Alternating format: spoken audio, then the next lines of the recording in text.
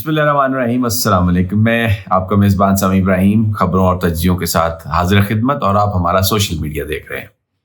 دو تین بڑی اہم ڈیولپمنٹس ہیں۔ سپریم کورٹ میں جسٹس اطہر من اللہ صاحب کو اس بینچ کی سربراہی سے ہٹا دیا گیا جو الیکشن کے معاملات دیکھ رہا تھا، اور ان کی جگہ جسٹس شاہد وحید کو اس بینچ کا سربراہ بنایا گیا۔ یہ کیا ہوا ہے؟ کیا وجہ ہے کہ اطہر من اللہ صاحب کو تبدیل کیا گیا، یا وہ تبدیل خود ہوئے، اور اس کے اثرات کیا ہو سکتے ہیں؟ اطہر من اللہ کیا کرنے جا رہے تھے جس سے بچنے کے لیے ان کو الیکشن ٹریبیونلز کا جو معاملہ ہے اس کو دیکھنے سے پہلے ہی ہٹا دیا گیا۔ ایک تو یہ ہے۔ دوسرا آپ کو بتائیں گے کہ ایک ہمارے جج صاحب جو ہیں سپریم کورٹ کے آئینی بینچ کے وہ جج ہیں، اور وہ چائنا سے ہو کر آئے ہیں، اور چائنی نظام میں جو انصاف ہے یا عدالتی نظام کی بہت تعریف کر رہے ہیں، اور وہ کہہ رہے ہیں جی کہ وہ ہم سے بہت آگے ہیں۔ چائنا ہمارا دوست ملک ہے، بہت اچھا ملک ہے،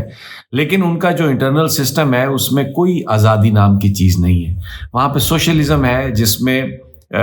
کسی کو بھی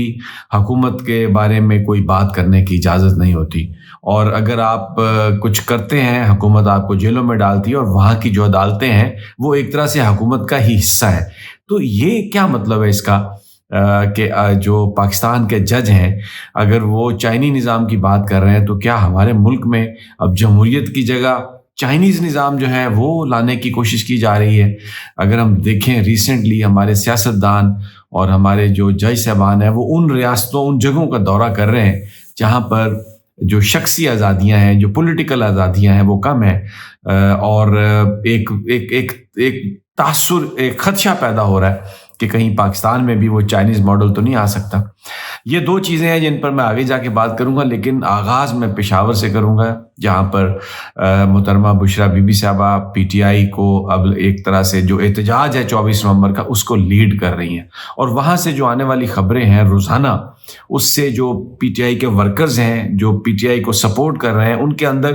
جو ایک مایوسی آ گئی تھی پچھلے 2-3 مہینوں میں، کیونکہ جب بھی احتجاج ہوا، جب بھی جلسہ ہوا، ورکرز تو لڑتے ہوئے پہنچے وہاں پہ، لیکن ہماری جو قیادت تھی ان کے جو کچھ ایکشنز تھے، پی ٹی آئی کی جو قیادت تھی اس سے کچھ لوگوں میں ایک ملا جلا رد عمل آیا، اور بہت سارے کوسچن بھی اٹھائے گئے۔ ابھی جو خبریں آ رہی ہیں وہاں سے جو بتایا جا رہا ہے بہت ہی ایک منظم انداز میں سارا کام کیا جا رہا ہے، اور یہ پہلی دفعہ ہے پچھلے 1-2 سالوں میں کہ پیپلز کے تحریک انصاف جو ہے وہ اپنی جو ضلعی تنظیم ہے، اپنی جو شہری تنظیم ہے، اپنی جو پارٹی کی تنظیم ہے، M N As, M P As اور جو ٹکٹ ہولڈرز ہیں ان کے ساتھ ساتھ ان کو بھی موبلائز کر رہی ہے، اور بالکل واضح میسج ہے کہ اگر کوئی احتجاجی تحریک میں حصہ نہیں لے گا تو اس کے لیے پی ٹی آئی میں جگہ نہیں ہے، وہ آرام سے گھر بیٹھ جائے اور اس کی جگہ نئے لوگ آئیں گے، اور یہ 24 نومبر سے پہلے ہو جائے گا۔ اس کا ہمیں تھوڑا سا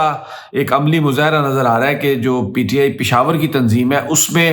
تبدیلیاں کی گئی ہیں، اس میں میجر پیمانے پر بڑے بڑے تبدیلیاں کی گئی ہیں، اور کچھ لوگوں کا کہنا ہے کہ یہ بالکل اسی سے یہ کنیکٹڈ ہے۔ جو لوگ غیر فعال ہیں یا جن کے بارے میں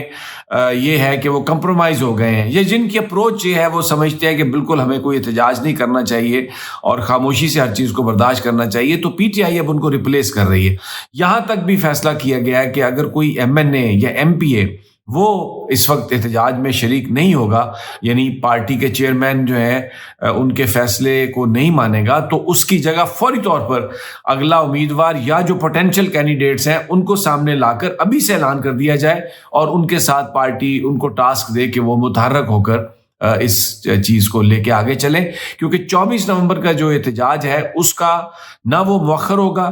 نہ کوئی اس میں تبدیلی آئے گی، کیونکہ بشرا بی بی صاحبہ باہر ہیں۔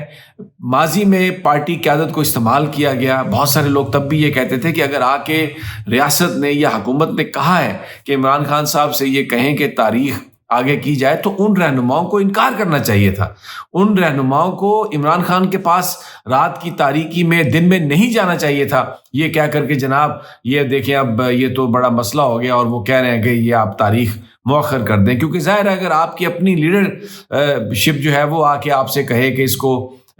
وزن اپنا شامل کرے، تو پھر عمران خان نے وہی فیصلہ کیا جو وہ لوگ چاہتے تھے، لیکن اب ان کو یہ احساس ہوا ہے کہ شاید یہ معاملات اس طریقے سے لوگوں میں مایوسی پھیلاتے ہیں، لوگوں کو تھکا دیتے ہیں، اور دوسری بات کہ ان کے باہر نہ ہونے کی وجہ سے یہ حکومت جو ہے اپنی بڑے آرام سے یہ حکومت چل رہی ہے اور کوئی کسی طرح سے بھی ان کو کوئی ریزسٹنس نہیں ہے. تو اس لیے وہ تو چیز ختم ہو گئی، اب مؤخر نہیں ہوگا، کیونکہ بشریٰ بی بی صاحبہ عمران خان سے اگر ملنے جاتی ہیں یعنی تاریخ پر، تو وہ کوئی اسٹیبلشمنٹ کا پیغام لے کے نہیں جائیں گی، نہ ہی علیمہ خان صاحبہ جائیں گی. تو معاملہ بالکل اب مختلف ہو گیا،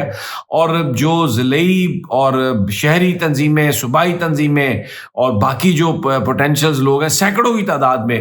لوگ ملے آ کے، اور اس دفعہ ایک بہت ہی آرگنائزڈ کیمپین کی جا رہی ہے، اور عمران خان صاحب کا میسج ہر جگہ پہنچ رہا ہے، اور جو لوگ احتجاج نہیں کریں گے پارٹی میں اب ان کے لیے کوئی جگہ نہیں ہے. تو یہ بڑا ایک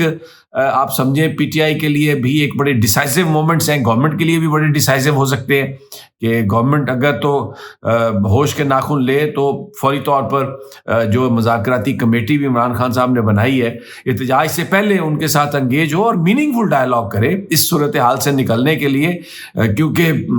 وہ جو پنجابی میں کہتے ہیں نا کہ 100 چھتر بھی کھانے تو 100 گنڈے بھی کھانے، اس کا کوئی فائدہ نہیں ہے. عمران خان کو سسٹم میں انکارپوریٹ کیے بغیر پاکستان میں اسٹیبلٹی نہیں آ سکتی. اگر کوئی یہ سمجھتا ہے کہ وہ طاقت کے زور پر عمران خان کو باہر نکال دے گا، لوگوں کے دلوں سے عمران خان کو نکال دے گا، تو یہ نہیں ہونے والا. عمران خان ایک اتنی بڑی پولیٹیکل ریالٹی ہے کہ جو وقت گزرتا جا رہا ہے اس کو جتنا آپ جیل میں رکھیں گے وہ پہلے سے بہت سٹرونگ ہے، آلریڈی سٹرونگ تھا، لیکن ایک سٹیج ایسی آ جائے گی کہ پھر لوگ وہ جو ہم باتیں کرتے سنتے ہیں نا کہ جیل کا پھاٹک ٹوٹے گا اور عمران خان چھوٹے گا، تو پھر معاملات لوگ اپنے ہاتھ میں لے سکتے ہیں، which will be very catastrophic، اور ہماری حکومت ریاست کو اس چیز سے بچنا چاہیے. اب آ جائیے سپریم کورٹ میں. اطہر من اللہ صاحب ان کو اس بینچ کی سربراہی سے علیحدہ کر دیا گیا جس میں عقیل عباسی صاحب ہیں اور سعادت عرفان صاحب ہیں، جنہوں نے بلوچستان کے جو الیکشن کے صوبائی اسمبلیوں کے 3 کیسز ان کے سامنے لگے ہوئے تھے، اور بڑی توقع کی جا رہی تھی کہ بڑے اہم سوالات کریں گے اطہر من اللہ صاحب. ان سے کم از کم پوچھیں گے کہ جو مخصوص نشستیں ہیں ان کا بھی آپ نے فیصلہ نہیں کیا، الیکشن میں جو معاملات جس طرح سے ہوئے اس پہ ان کے رائٹس کے بارے میں پوچھیں گے. اور پھر یہ بھی ہو سکتا ہے کہ وہ کمشنر پنڈی کے بارے میں سوال کر لیں کہ جو چٹھا صاحب ہیں انہوں نے اتنا بڑا الزام لگایا، اتنی بڑی بات کہی کہ الیکشن کمشنر کو، قاضی فائز عیسیٰ کو اور مجھے پھانسی لگا دیا جائے کیونکہ ہم نے الیکشن میں 2 نمبری کی ہے اور جو جیتے ہوئے تھے ان کو ہرایا. تو یہ سوالات ہو سکتے تھے. اب ایک اور بات بھی ہے کہ ہو سکتا ہے من اللہ صاحب خود اس بینچ سے علیحدہ ہو گئے ہوں، کیونکہ انہیں اب ایک جو ڈویژن بینچ ہے اس کا سربراہ بنا دیا گیا، جہاں پر جسٹس شاہد وحید سربراہی کر رہے تھے، اور شاہد وحید کو ان کی جگہ لگا دیا گیا. شاہد وحید بھی بڑی انٹیگریٹی والے جج ہیں، ان ججز میں شامل ہیں جنہوں نے مخصوص نشستوں کے حوالے سے پی ٹی آئی کے حق میں فیصلہ دیا، اور ان سے بھی ویسی ہی توقع ہے جیسی اطہر من اللہ صاحب سے توقع تھی. لیکن یہ جو تبدیلی ہوئی ہے بڑی عجیب ہے، اور ٹیکنیکلی ان کا نام جب ہٹایا گیا ہے تو اس کے آگے ریوائز لسٹ نہیں لکھا گیا. عمومی طور پر ایک لسٹ آتی ہے، اگر اس میں کوئی تبدیلی ہوتی ہے تو پھر ریوائز لسٹ آئی اور اس میں وہ تبدیلی ہوتی ہے. تو یہ صرف تبدیل کر دیا گیا، لیکن اس کے بعد یہ بھی نہیں لکھا گیا کہ یہ ریوائز لسٹ ہے. میں کوئی اسپیکولیشن نہیں کرنا چاہتا سپریم کورٹ کے انٹرنل معاملات میں، لیکن کیونکہ ایک بڑی ایک خاص اس وقت ایک ماحول ہے، 26ویں آئینی ترمیم، ایک آئینی بینچ، ایک ریگولر، اور چیف جسٹس کے اختیارات کم کر دیے گئے ہیں. یہی آفریدی صاحب بھی بڑی ایک انٹیگریٹی والے آدمی ہیں، لیکن ایسا لگ رہا ہے کہ کہیں نہ کہیں انہوں نے کوئی کمپرومائز کر لیا ہے. ایسا لگ رہا ہے کہ اس کی کوئی وجہ تو آنی چاہیے کہ اطہر من اللہ صاحب کو کیوں تبدیل کیا گیا، ایک سینئر جج کو اور ان کی جگہ ایک جونیئر جج کو وہ بنا دیا گیا ہے اس بینچ کا سربراہ. تو کیا یہ بھی کوئی کمپرومائز ہے کہ جو الیکشن کے معاملات ہیں وہ اطہر من اللہ صاحب نہ سنیں؟ کسی کیا اور جج کے بارے میں بھی اس قسم کی آبزرویشن ہے، یا ہم یہ جو بات کر رہے ہیں یہ ساری تصوراتی ہے؟ کیونکہ ظاہر ہے بہت بڑی عمارت ہے، بڑی بڑی اس کی اونچی دیواریں ہیں، اور ویسے بھی وہاں پر اب داخلہ جو ہے وہ بہت سارے جرنلسٹوں کا بند کر دیا گیا، یہ کہہ کر کہ یہ یوٹیوبرز ہیں. بھلے کوئی 30 سال سے صحافت میں ہے اور حکومت اس کو کسی جگہ نوکری نہیں کرنے دیتی، تو اس کو بھی یوٹیوبر کا درجہ دے کے تو اس کو بند کر دیا گیا. بات یہاں تک بھی نہیں ہے. ابھی ایک بڑے سینئر جج چائنا کے دورے سے آئے ہیں، اور جو رپورٹڈلی ان کی جو گفتگو ہے وہ ذرا ان کا آپ جج صاحب کا حسن جمال دیکھیں کہ انہوں نے یہ کہا ہے کہ چائنا ہم سے بہت آگے ہے. چائنی جو سسٹم ہے وہ معیشت کے لیے بہت بہتر ہوگا ان کے ملک کے لیے، لیکن اس میں شخصی آزادیاں نہیں ہیں، اس میں پولیٹیکل پارٹیز کا کانسیپٹ نہیں ہے. جو حکمران جماعت ہے اس کے مقابلے میں کوئی سیاسی جماعت بن ہی نہیں سکتی. کوئی کسی سیاسی فیصلے کو چیلنج ہی نہیں کر سکتا. اور وہاں پہ جو پولیٹیکل اپوننٹس ہیں ان کے لیے تو کوئی سروائیول ہی نہیں ہے, وہ تو کوئی رہ ہی نہیں سکتا. اور اس عدالتی نظام کے بارے میں جو اپنی عوام کو کوئی انصاف نہیں دے سکتا سیاست کے معاملے میں, وہ کہہ رہے ہیں کہ چائنا ہم سے بہت آگے ہے. تو یہ کیا ہمارے ہاں بھی کچھ چائنی عدالتی نظام لانے کی کوشش کی جا رہی ہے. آپ دیکھیں کس طریقے سے ایکس کو, جو سابقہ ٹویٹر ہے, اس کو بند کیا گیا. کس طریقے سے جو الیکٹرانک گیجٹس ہیں ان کو روکنے کی کوشش کی جاتی ہے, بالکل چائنا کی طرح, گلف ریاستوں کی طرح. واٹس ایپ کال نہیں ہو سکتی, آپ واٹس ایپ میسج نہیں دے سکتے, ٹیلی فون سروسز بند کر دی جاتی ہیں. یہ عمران خان کے خوف نے ان کی نیندیں حرام کر دی ہیں, اور شاید یہ سمجھتے ہیں کہ اس طریقے سے یہ اپنا کنٹرول مضبوط کر کے تو لوگوں کے دلوں سے جو پاپولر لیڈرشپ ہے اس کو اگر ایلیمینیٹ کرنے کا یہ سوچ رہے ہیں, تو یہ لوگوں کے ذہنوں سے نہیں نکلے گا. اور یہ معاملہ اتنا زیادہ بڑھے گا کہ جو کوئی بھی پاکستان میں اسٹیبلٹی لانے کی کوشش کر رہا ہے اس حکمت عملی کے تحت اس کو ناکامی ہوگی. You have to come out of your personal egos and personal likes and dislikes. اس کے بغیر یہ ملک ترقی نہیں کرے گا. خدا کے لیے ہوش کے ناخن اور لیں تاکہ معاملہ جو ہے وہ بہتری کی طرف جائے. تو یہ ابھی تک کی ہمارے پاس اطلاعات ہیں. جیسے مزید اطلاعات آئیں گی انشاءاللہ وہ بھی آپ کے ساتھ شیئر کریں گے. اجازت دیجیے اگلی ویڈیو تک. اللہ نگہبان.